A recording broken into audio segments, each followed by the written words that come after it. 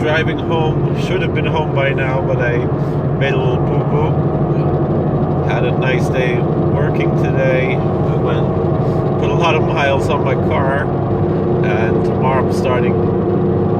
I guess you could say I'm starting, although in a sense, I guess I started 2 weeks ago. In a sense, also not starting, but tomorrow's starting a new job, so I do want to go to bed early. But I was quite amazed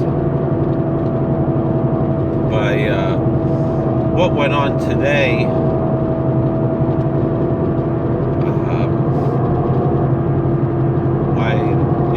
I had some time ago booked a wedding for today. Originally, the couple had booked me for October, and then they postponed it to today's date. It was supposed to be in Middletown, New York, so relatively local.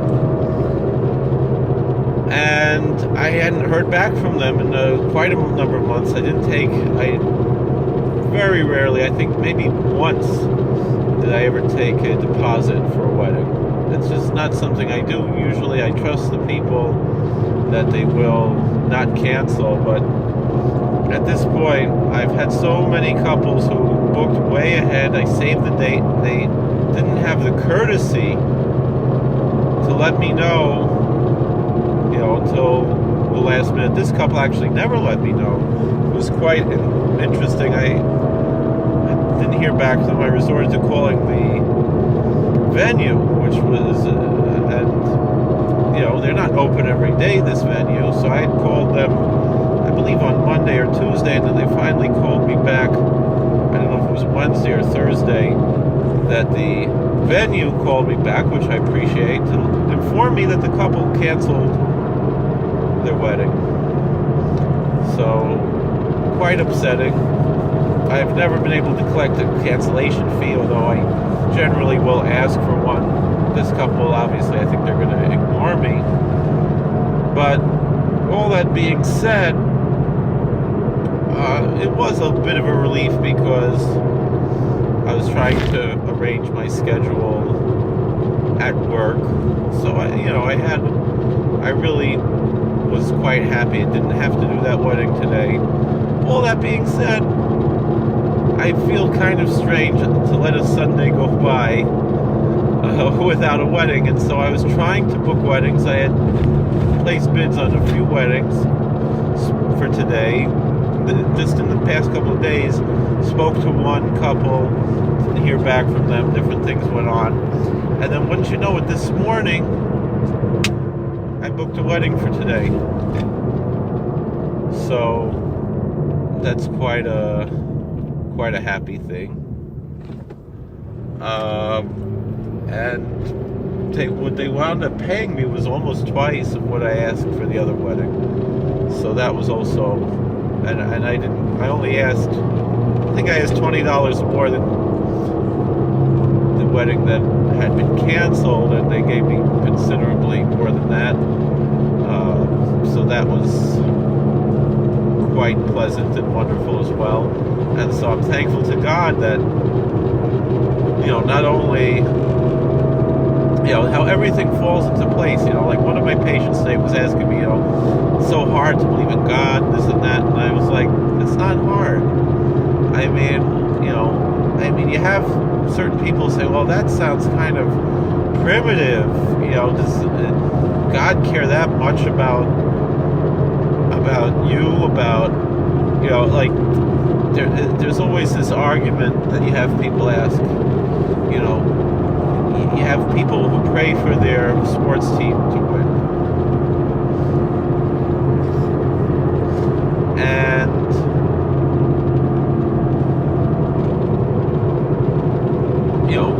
people ask a theological question, a genuine, good theological question. Does God really listen to a prayer like that? Does God really care?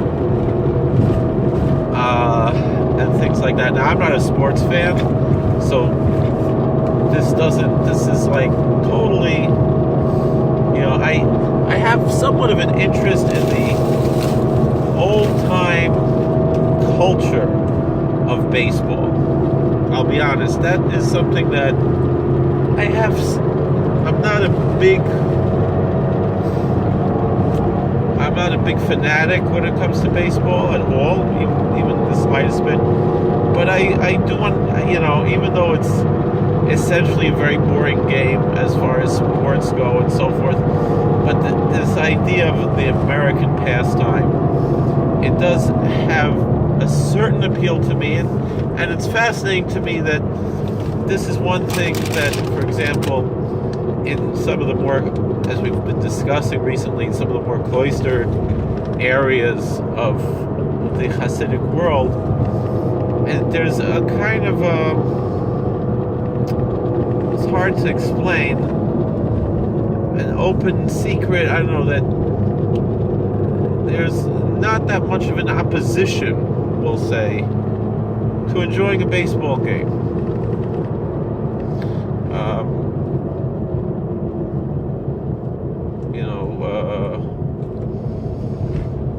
There's one rabbi who really is more of a layman, but he comes from a rabbinical family, and he has a title of a rabbi. And there is a small synagogue that he has a title of being the rabbi of the synagogue. It's actually his brother's house, and his brother's a more famous rabbi who, I don't know if it's true or not, but they say that this particular rabbi has season tickets to the Yankees. Whether it's true or not, probably at this point of his life, I don't think, but when he was younger, for sure, it was well known that he enjoyed going to the Yankee games, and it was well recognized that there's really nothing wrong with that. I mean, people might joke about it, people might this and that, question it, but essentially, there's nothing wrong to have a pastime, to enjoy vacation, to enjoy something out of the realm of religion. Again, this could be something that could be argued back and forth, but again, I'm not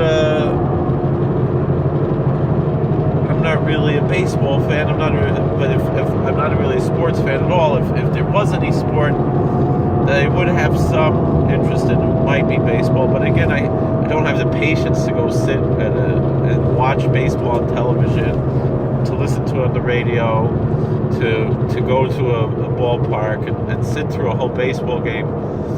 I mean, my parents used to take me when I was a kid, but it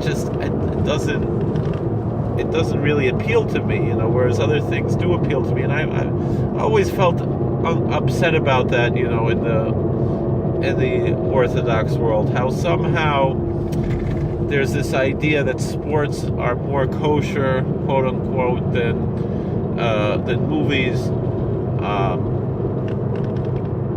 I argued with Moshe Weinberger about that, even though he was, someone who was well versed in movies and television and music of his time, and had some familiarity, not firsthand, but just based on,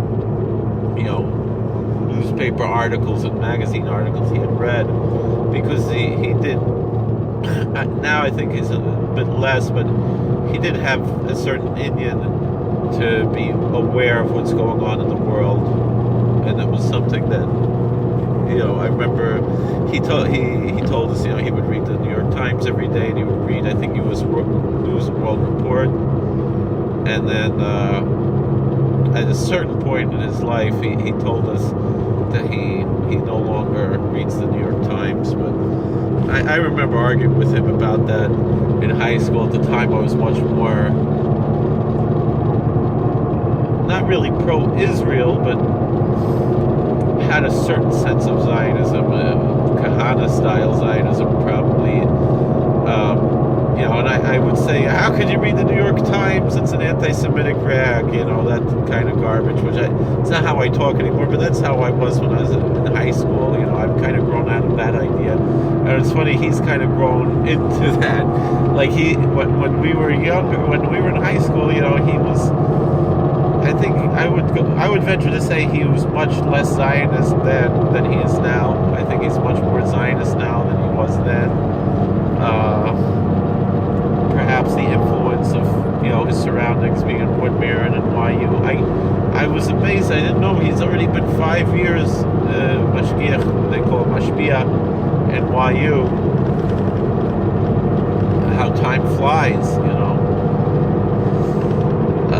But all that being said, how did we get to this? I was talking about the divine providence of booking a wedding today and how happy I was about that. But anyway, and I'm quite happy and thankful to God about that. But I don't know how we got to this about baseball and this. We said something about how some of the Hasidic communities, it was more of a acceptance. Not that there's a tremendous amount of people who are baseball fans in that community, but it's something that is more common than in other places. I think what's the guy's name? The lawyer who's always on TV and the radio. Dershowitz, Alan Dershowitz. I remember reading his book Chutzpah. Maybe it was a different book. Maybe it wasn't Dershowitz's book. Maybe I'm conflating two different books. But I seem to remember that this was in Chutzpah, that he spoke about some friend of his, Hasidic Shahid from Williamsburg, who, like I said, had the season tickets to baseball games, wouldn't watch it on TV because he was worried. The way that Dershowitz writes it, again, I might be wrong, but it's Dershowitz. But he was, this chassid was worried that if he watched on TV, he would be tempted by some of the commercials with the way, lack of sneers in commercials.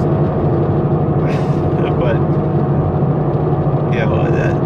that's one thing you could say about baseball. You don't have the cheerleaders like you have in football, and I think in basketball as well. They have those. I don't know.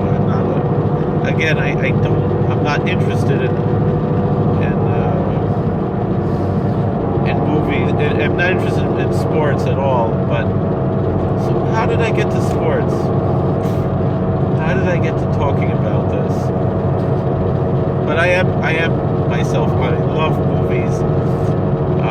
I was watching a video. This channel.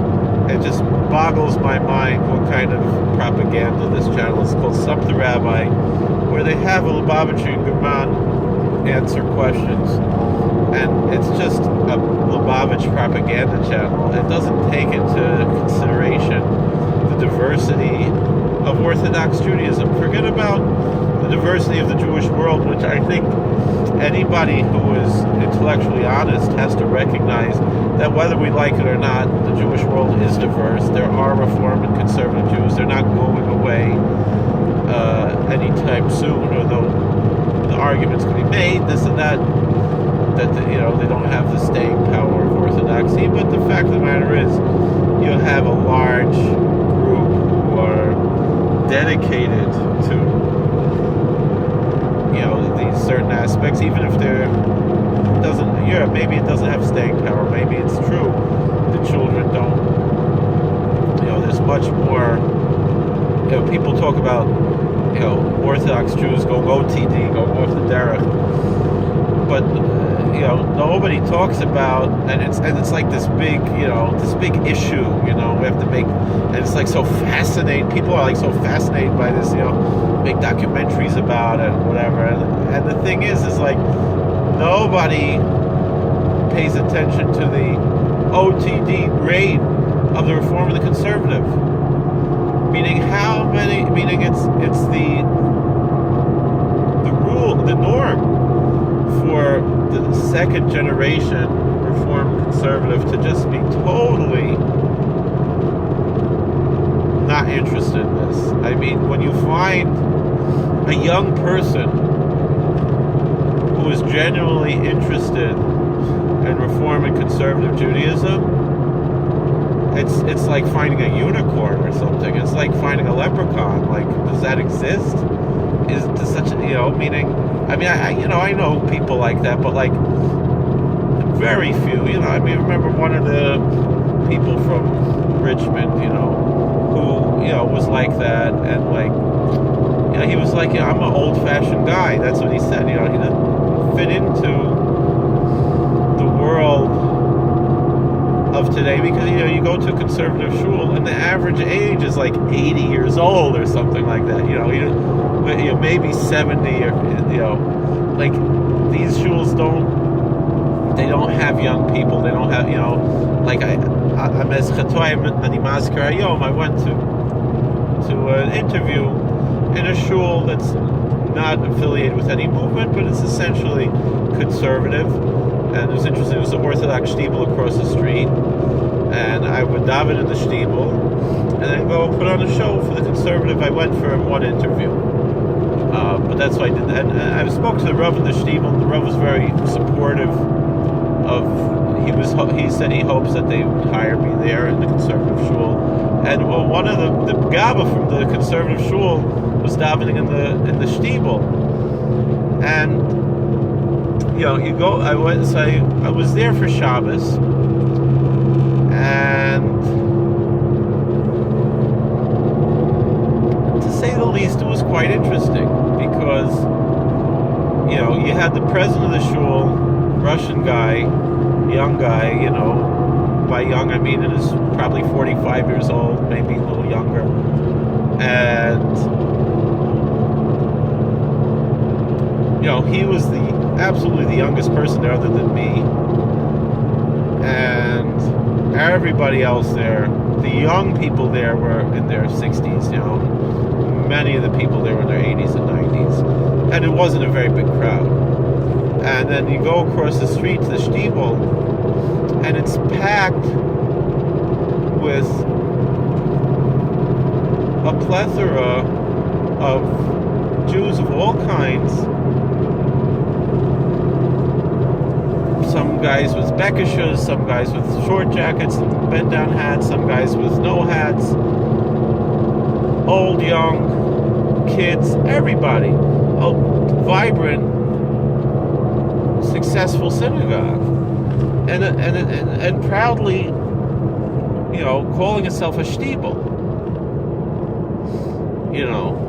Whereas, that was like a dirty word, to a lot of people. Like, my Rav, Zolgazunstein, he tells a story, one of the Balabatim in the shul, how he came to the shul, that he was starting to get interested in Yiddishkeit, he was starting to get interested in Judaism, and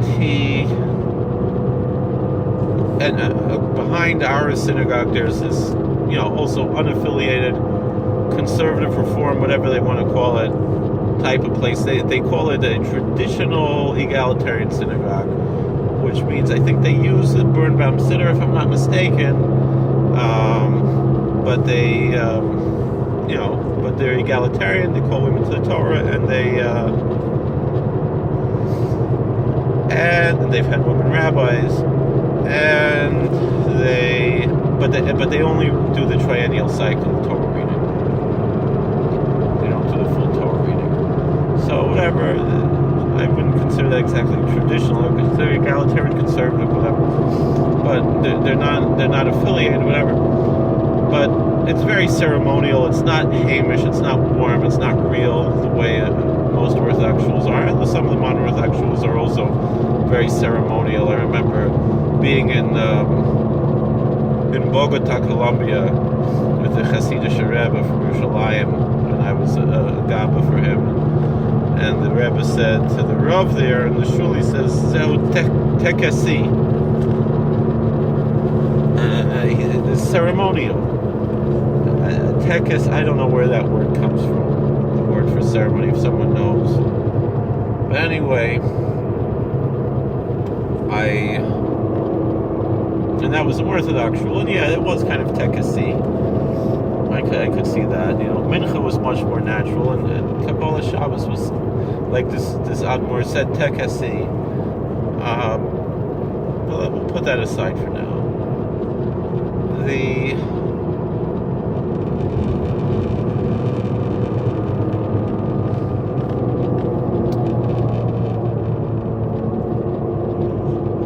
Excuse me. What was I talking about now? Now I'm forgetting. But this conservative whatever type of shul is very tekesi, and our shul is very Hamish. very natural, warm, normal Hamisher shul. So